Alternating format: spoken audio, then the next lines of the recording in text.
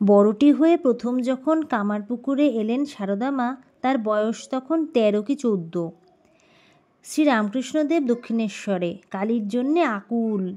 সেই আকুলতাটি যেন ছুঁয়ে আছে সারদাকে, তাই দূরে থেকেও দূর মনে হয় না, অদর্শনই সুদর্শন। হালদার পুকুরে নাইতে যাবে সারদা মা, একে নতুন বউ, তাই ছেলে মানুষ, লজ্জায় জড়সড়।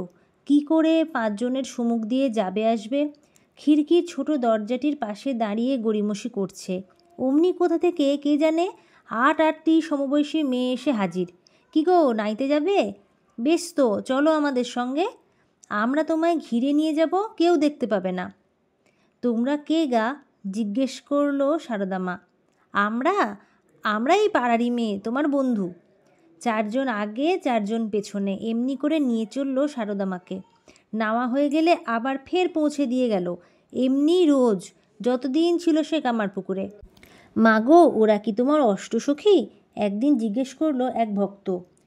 কে জানে বাপু, তোমার খালি ওইসব কথা।